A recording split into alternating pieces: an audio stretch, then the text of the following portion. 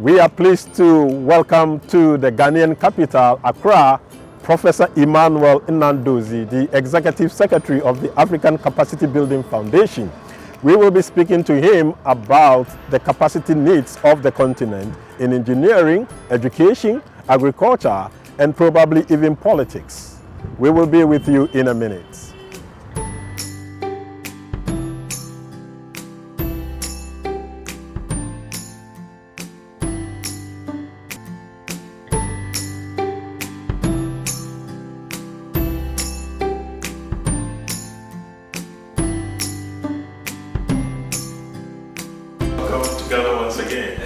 Happy to see you. See you too. Do you think Africa is ready to deal with its basic problems to rise above where it is now? Yes, of course. If you look over the years, you would see that there has been significant progress made in various areas. And that sort of demonstrates the readiness that the continent has in addressing its challenges. Whether you look at it from a political standpoint, where if you compare 20 years ago to today, you see that there are more democracies than dictatorships. And if you look at it from a conflict standpoint, you would also note that there's a significant reduction in conflicts, especially interstate conflicts. Although you still have insecurity and terrorism, bedeviling some countries, but one can confidently state that things have improved significantly. If you look at it from an economic standpoint, aside from these few years now of slow growth, the continent for over a decade was growing significantly faster and higher than many other places in the world, many other regions in the world. And if you look at it from a social standpoint, if you think about school enrollment, improvement in health, human capital development, the continent is far, far, far ahead of where it was when the independence came around here. But having said that and talked about those progress, one can also see that the challenges facing the continent are quite significant, whether it's in terms of youth unemployment, or in terms of climate change, or in terms of such kinds of pandemic breakouts that we're facing today, the coronavirus, and other kinds of low-intensity conflicts, terrorism and insecurity. But I'm quite confident that with the kind of political leadership and continental approach to things, and that there will be progress. A few years ago, they said Africa was rising, and then it tumbled. We had the global financial crisis. Some countries on the continent had to struggle with disease burdens and so on and so forth. We've had political turmoil in some countries. Would you say Africa is back on that path again? Would you think Africa is rising? Yes, I would think Africa is rising. As I've always said, development is not a straight line. There's going to be ups and downs in the trajectory of development. The most important thing is, as long as the trend is moving upward, there could be some bumps on the road. And that has happened everywhere else in the world, so Africa will not be an exception. If you look at the record, the economic growth record of the continent, just before a few years ago, for more than a decade, the continent was growing faster and higher than almost any other region, except Asia. And if you also look at the other metrics or measurements of development, whether it's in terms of human development, social development, political transformation, and social improvements, you would see that the continent has actually recorded a lot of progress and success. Wars are things of the past. Political situation and democratization has actually increased significantly. You don't have the sort of low levels of human development and human capital development that you used to have in the past. But having said this, there are still some significant challenges that lie ahead, and this must be tackled strongly and urgently. In particular, the case of youth unemployment, as well as the impacts of climate change, and dealing with the insecurity and terrorism that is ravaging the continent.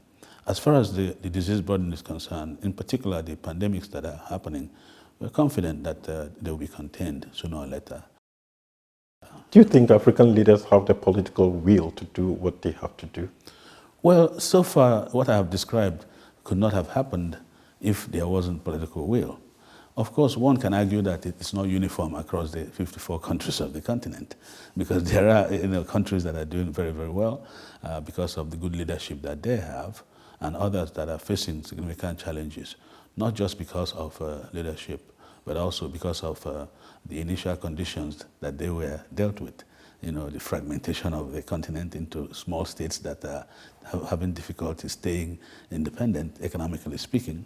And, so there's an element of history there, but there is also, current situations, the international arrangements that they face where Africa does not have good representation or voice in the international scene, and issues related to the continuing dependence on export of primary commodities whose prices are now determined in the continent.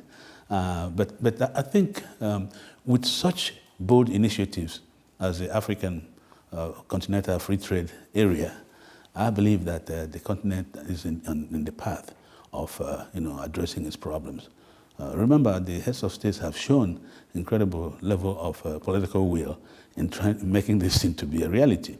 In the same way that they have been facing corruption head-on, which is something that you never had before, making it a theme of the African Union Summit for a year to talk about fighting corruption to bring about transformation. So we need to recognize that those are really good steps in the right direction. You don't think some of these things are just slogans? The African Union declared 2018 the year against corruption. What happened after that? Well, even if it's a slogan, if you compare what before, this was taboo. Nobody wanted to talk about corruption on the continent, especially African leaders. The fact, in my view, that they are, willing to make that, bring it, center stage, I think is something that's commendable on its own. But you're right, talking about something is one thing, doing what is necessary to really address it is another. But I can assure you, at least the one that concerns illicit financial flows from the continent, there's a whole lot of momentum now, led by the high-level panel, of which President Mbeki is the leader, to really begin to implement the recommendations that have been put in place on how to address these significant outflows that is robbing Africa of its resources that it could use to bring about development. So I believe that with these kinds of implementation of this, and we as an organization is also supporting countries in putting in place institutions and human capacity that are necessary to fight corruption everywhere. Having spoken about illicit financial flows, only about 4 or 5 days ago, the Global Financial Integrity released its current report on illicit financial flows around the world. And significantly, Africa is losing a lot of money through trade misinvoicing. And having spoken about Africa Continental Free Trade Area, do you think that Africa has the capacity to deal with this real problem through which tons and billions of dollars have been lost to states? Yes, misinvoicing, transfer pricing, or mispricing, and all kinds of other, trade and private sector related activities are the key source of financial, outflows from illicitly from Africa. And of course, many African countries do not have the capacity as we speak right now.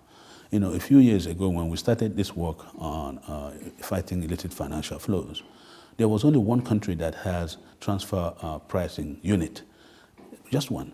Today there are about 11, but that's still out of 54 countries. Exactly. So that's pretty slow. That's pretty slow, but understand that it takes a while for countries to even understand the magnitude of this bleeding. They're losing money. What does it take to understand that? Well, understanding is one thing, but understanding what to do about it. Even sensitization, believe it or not, when I was part of the supporting the panel and we were going to countries, if you see the level of astonishment that they exercised when they saw the magnitude and the impact that has on their economies.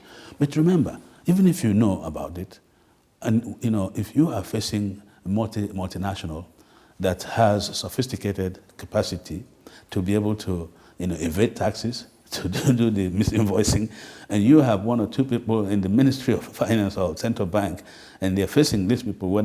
So you see, there's a mismatch of capacity there, and so gradually now we're beginning to establish some of these units, financial intelligence units, building the capacity of customs officials and tax experts, and of course the judiciary, because there's an enforcement dimension involved as well. And also the issue of recovering some of these illicit flows as well. So it's a complex problem, but the fact that we're making some progress is something that I believe should be encouraged and should be commended. Talking about recovering illicit financial flows out of the continent, in 2016 April, there was this major journalism project called Panama Papers. Almost 54 African countries were listed in the papers. And it's been almost 4 years now. Other countries in Europe and elsewhere have recovered nearly $2 billion. Not a single dollar has been recovered in Africa. Yes. The process of recovery is, for countries in Africa is slow. South Africa has been successful, Nigeria has been successful, Algeria has been successful, and countries that have some level of sophistication and process and political weight to be able to really go against those powerful conglomerates or countries that are safe havens for money. But I can assure you that had some of these other countries had the same kinds of power or political strength that's required, that they'll be able to get their money. But one good thing now is the African Union itself, the Assembly, has taken a decision on the recovery of illicit outflows, and now set up mechanisms that can now support countries in addressing this problem.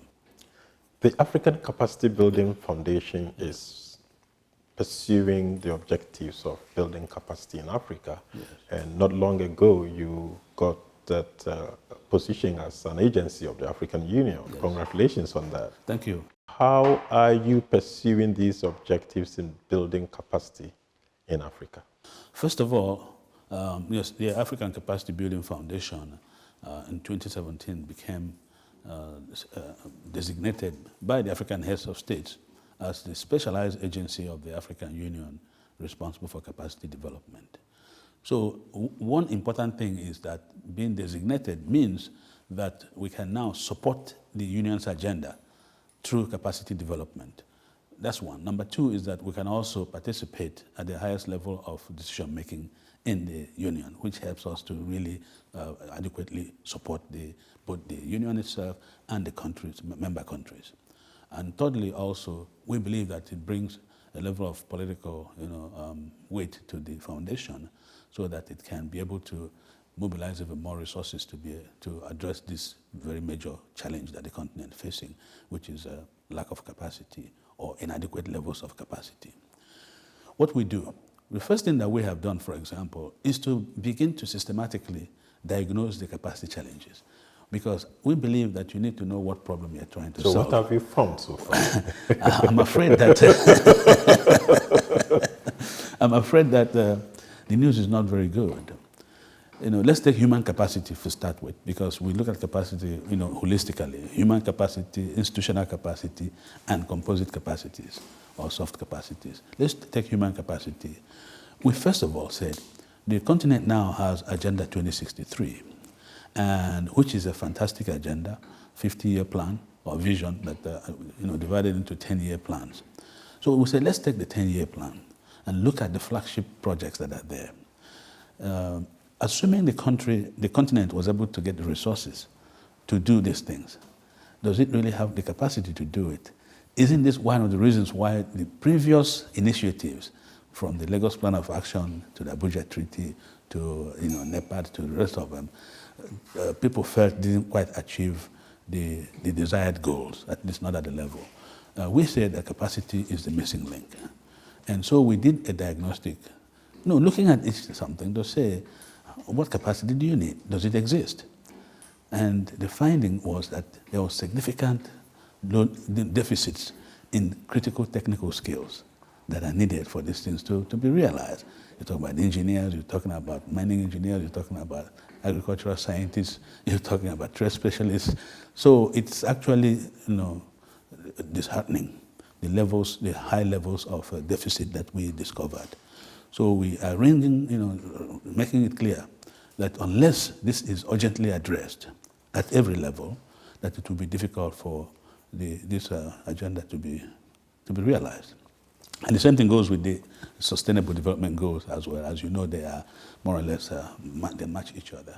You would have thought that having discovered this really huge deficit in capacity on the continent, and having pointed that out to the countries and the leadership, heads of states, they would have started doing something immediately. What have they done so far? Yes. Depends again on the country. Some countries are actually taking this seriously. I just came back from Côte d'Ivoire, and in fact, they have a minister responsible for capacity development, which is not exists in other countries. And two or three things that he has done. One is to request ACBF to come and do the exercise in Côte d'Ivoire. They really do what we call capacity needs assessment. The institutional capacity, the human capacity, and the other levels of capacity. And this process is ongoing now. But at the same time, because of our flagship report, which we did last year, that focuses on leadership capacity, they have decided to establish a National Leadership Institute. So, because they realize that based on our work, that the challenge that many countries are facing is just the leadership deficit. Exactly. So, just an example of a country that is now, moving. The others have really significantly increased the number of scientists, number of, technical expertise, and, those in mathematics, science, mathematics, and technology and innovation in the universities. Because one of the major things we found out was, in many instances, over 80% of people who graduate from universities are majoring in arts, in law, in social science, and in humanities. But if you want to transform, you have to reverse that ratio, so that your science, technology, engineering, mathematics would have to be 80% and not the other way around. But why is that so? It is so. You see, these are human, decision making. Everywhere in the world, if you don't have an educational system that is, led by visionary leaders who recognize the need to provide incentives for these areas, students. How often have you heard somebody say, "I'm not good in math"? But it's not because they're not good in math, but maybe the first time they saw it, it wasn't interesting as history, for example. So you can understand. But put in place mechanisms for those who teach, for institutions, and for those who are learning, so that there's more attention paid to these areas. I'm not discounting that. I'm not saying that other disciplines are not important, but if you say that economic transformation and industrialization is your major goal, then you need to produce people who are going to drive that process. So you need to pay attention to that area. That's an example of the things that we have found out and that we are helping to address. So we're supporting institutions to be able to establish credible programs, especially encouraging women to participate in these areas as well. I know you have been investing in educating Africans from other countries to build capacity, steady up to the PhD level. Yes. How many have you trained so far? I think the number would be probably over 50,000 middle-level managers. But if you count the ones that are indirectly, supported by us, it will probably be double that number. So here in Ghana, for example, I went to the ministry to meet with the minister the other day, and they gave me a news that about 30 people working in there all benefited from ACBF's support. Sounds good.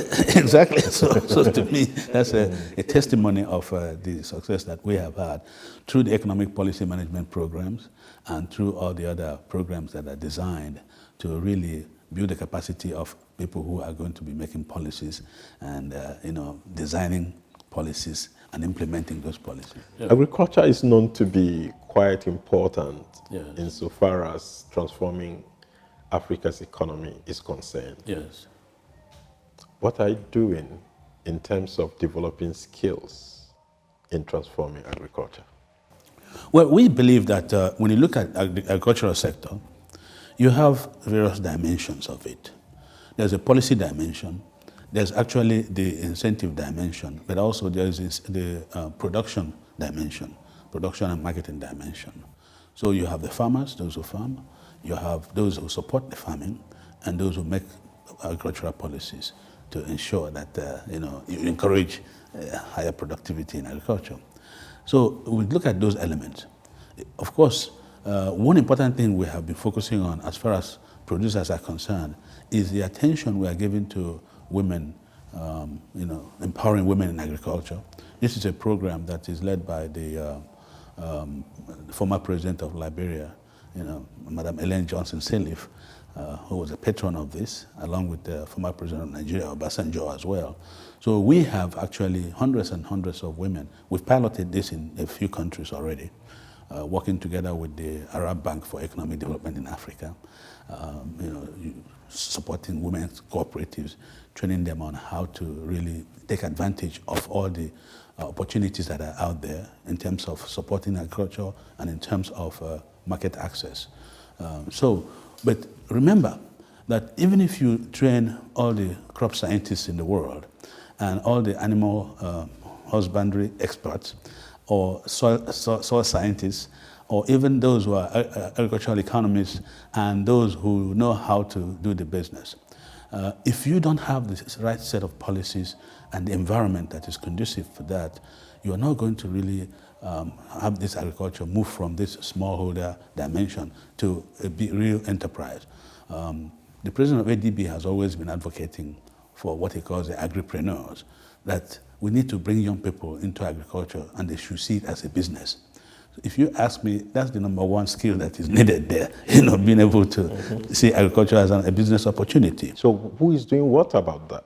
Well, everybody is doing something. ADB, of course, is doing something, and we're also working with them on that to see how. Are we seeing results? Yes, we are. We really are seeing results, because I can tell you now that a lot of the young people, even through the Tony Melu Foundation, he has these young entrepreneurs. Quite a few of them are, in the agricultural sector as well. So it's making agriculture cool again for the young people to see that it is not something that is left for people who cannot do that.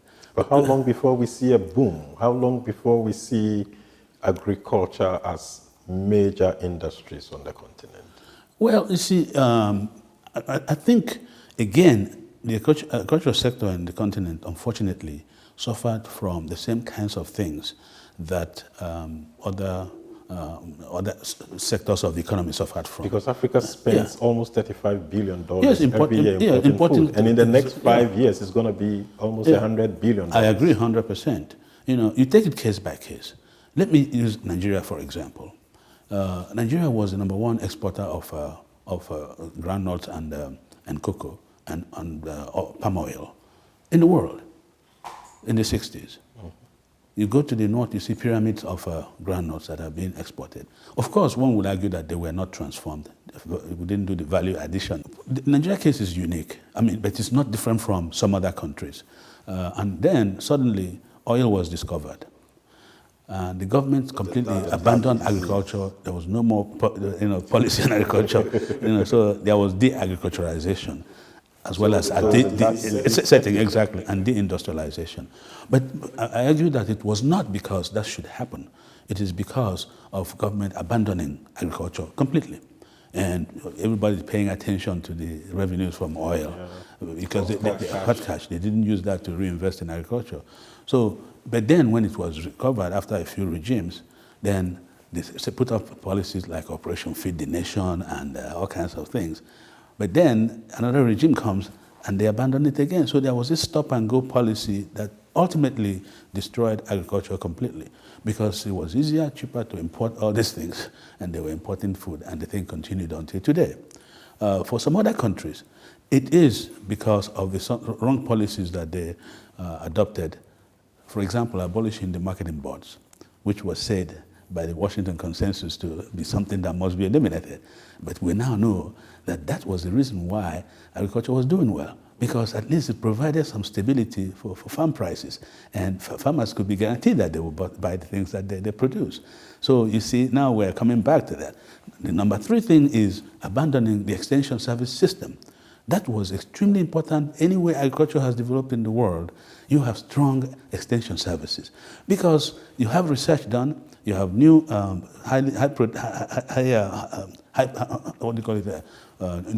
inputs, new seeds that produce higher quantities. High yielding is the word I'm looking for, and for that to be adopted by farmers, you need extension services.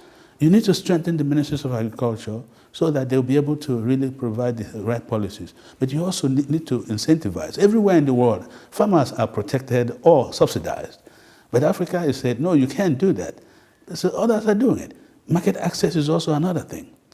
So the agribusiness or the enterprise has to be, once again, a deliberate policy of governments to ensure that this is something that that is done. But let's keep in mind, the solution to youth unemployment is not necessarily going to come from agriculture, because the problem with agriculture is that the more productive it is, the lesser the number of people it will be employing. So that's so? Well, yeah, because the definition of high productivity means doing more or producing more with less amount of land, less amount of people. That's really what it is, because in 1 acre now you mechanize or you use high yielding seeds and some other inputs. Then you don't need a lot more people. But how about the value chain? Well, precisely, that's where the opportunity is now. So if you move from there to the transformation, of your products before exporting or before selling, then that's where the employment comes in. And that's the industrialization dimension that is the key to solving youth unemployment. Are the governments listening to you? Some are. There are 54 countries in Africa. Yes. Some of them are listening. They're paying attention. Would you say are listening? I would have to do the count to come and tell you. Because you're doing such an important work. Yeah. And influencing government decisions in developing capacity in all these important sectors will go a long way if there is consistency in leading to transformation. Yes. Well, like I said before, even before I joined the ACBF as the executive secretary, at ECA we did an important work in 2013 about what I call primary commodity-based industrialization. Because the argument in economic circles is that Africa does not have comparative advantage in industrialization. So the comparative advantage lies in the raw material exports. So we're saying because it is capital intensive, because they don't have the know-how, but we demonstrated that if you have cocoa, you can actually move up the value chain of cocoa instead of just exporting cocoa seeds. You see what I mean? At least there are 3 or 4 steps that you can go higher, so that what is happening in Ethiopia, where the farmer in Ethiopia gets $1 and someone in Europe gets $100 from the same cocoa seed that has been exported. So at least you should get more than $1 of that. And that will be something that we say it's possible, it is doable, it's happening, whether it is oil that you have, whether it is cocoa that you have, that value addition or moving up the value chain. Is something that is extremely important. But also, there's also the linkages that are there, lateral linkages or vertical linkages that can be created. So it is really not correct to argue that because oil seems to be an enclave something, therefore, because they are suppliers to the oil industry. But you'd be surprised that even oil companies import everything from outside, including the things that could be supplied locally. Right. You see what I mean? Yeah. So, but again, like I said, government has to come into the picture to discuss and have those kinds of coordination to say, listen, it is in your best interest to begin to source locally, things that can be sourced locally. It is your best interest, because otherwise, what happened in southern Nigeria and the Niger Delta is an example of that, whereby the people there didn't benefit from the oil. And what is the situation? They blow up pipes, they do all kinds of things, that will happen. Who is supporting your work? Well, very good question. Let me say, number one is African countries. although they don't provide us with the largest amount of resource, but their demonstration of ownership of the foundation, and even the little they give us basically is to show that they believe in the foundation through their membership payment or their contribution in supporting our strategies. But the number one contributor over the years has been the World Bank. Really, by far, more than 50% of our resources have come over these 28, 29 years. But of course, the World Bank gained a lot from what we have done to promote their, make sure that their work on the ground is moving very well. The African Development Bank is also a very strong partner of ours. It helped us to support a lot of the institutions and parliaments and all that whose work we can see across the continent today. The same thing goes with, in the past we have had some partnerships with some bilateral countries, about 15 of them, we now have even opened up new partnerships with China, for example. China has agreed to build the African Capacity Development Institute, for us. So we expect that that is something that will be a game changer in terms of capacity building on the continent. And we also get some support from partners like the Bill and Melinda Gates Foundation, for whom we help to strengthen the capacity of their grantees and people, beneficiaries, so that they can achieve better results and they can implement more. They focus a whole lot on health, on women, and on agriculture and all that. So, so that's the kind of thing we have them. But we also have partnerships with the Arab Bank for Economic Development in Africa, BADEA, with the Afrexim Bank, especially now that the African Continental Free Trade area is on the ground. So we are also working with them to gauge country readiness to benefit from the AFCFTA and do capacity assessment if countries, what capacities they need to be able to implement and benefit from the Continental Free Trade area. Last but not the least is the African Union itself, where the decision has recently been taken that the AU should find a way to provide support for our capacity building program through ACBF.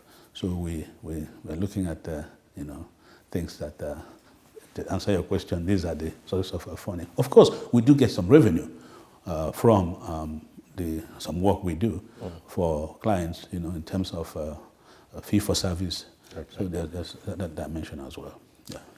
Considering the amount of work you're doing on the continent, where do you want to see the continent's human, institutional, and social capacity in the next 20 years? You see, we every year, every other year, we do what we call the African Capacity Index. So we gauge countries to see the extent to which it is. We used to have a lot of them in low capacity, but today a majority are now in the middle, medium capacity. But we want all of them to be in the high capacity based on our indices. That's really where we want them to be, because then they will be able to implement their policies. They will first of all design good policies, whether it is economic policy, social policy, or sectoral policies, trade, agriculture, mining, etc. And they'll be able to implement them, and they'll be able to monitor and evaluate them. Then they'll be able to achieve results. You see, so really, this is where we would like to see things happen. That's where I would just respond to this question. But it's not just about skills or expertise of people. It's about institutions themselves. Parliaments, for example, need to step up and become an equal branch of government as the executive, and do their accountability and oversight role properly to ensure that they hold the executive accountable for the premises. Well, I think we're getting there in some countries, actually. So that's an example of what I'm saying. The judiciary should be able to play its role to really deal with issues that they're supposed to be dealing with. The institutions that are there, whether they're economic or social, should be able to play their role. That's really one other dimension. The same thing goes with the regional and continental institutions, whether they are the regional economic communities or the African Union Commission itself. These institutions need their capacity strengthened, not just in terms of humans, but their mechanisms, their processes, the environment in which people operate. You see, the reason why the ACBF looks at capacity holistically is because we have come to the understanding that you can train the people, give them the maximum expertise in the world, and they are up to international standard. If they go back to their offices and the place is not conducive for work, or they don't have the equipment to work, or that the leadership there is so poisonous and not incentivizing or encouraging people, they will not be able to deliver. So when you're training the people, you should also look at the environment in which they're going to work to make sure that the organogram is right, that there is understanding of the need to equip people with the things that will make them to use their skills properly. So that's one thing. The second thing is that we have also come to the realization that many countries are used to saying that they don't have capacity. So even when they have capacity, they continue to say they don't have capacity. So this is what I call the illusion of lack of capacity. And also, so the issue in that case is not building capacity. The issue becomes capacity retention, capacity utilization. Because a challenge that we face in Africa of human capacity, people spend money, the government spend money training people, and the next day they just, go overseas. You see, this is a way of subsidizing those countries that don't, they don't need your support. I won't name names, but one country has doctors that trained in them, more of them, somewhere in England, in UK, not England, actually in England, in Manchester, than they have in the country. And this is not a rich country, this is a poor country that doesn't have enough doctors to see people. But all the doctors trained by this country, and the large proportion are in Manchester.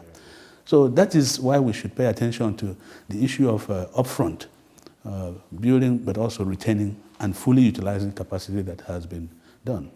Again, last but not the least is paying attention to the educational system, especially at the secondary level, because many people have indicated a warning that African educational sector in many countries is in crisis.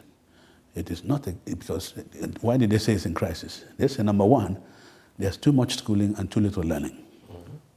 Number two, they say that the educational institutions, especially at the higher level, tertiary level universities, are not educating African people, African young people, to solve Africa's problems.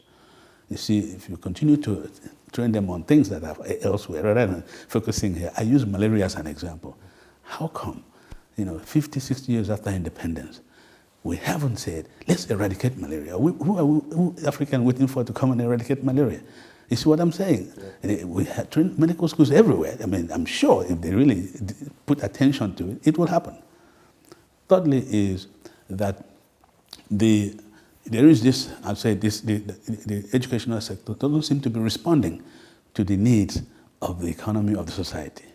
This is why I'm talking about this imbalance that you have in terms of who you're training, and no wonder you have many unemployed graduates. You see what I'm saying? Because they're not being trained in the areas that they need are there. So, but last but not the least is to ensure that the educational sector responds to the emerging and future issues. The issue of digitalization, the fourth industrial revolution, the skills of the future. This is something that have to be done. At ACBF, we are putting together a program for digital capacity development, which once it's rolled out, will really have an impact in this area. It's been a great pleasure speaking to you, Prof. Thank you very much. Thank you very much.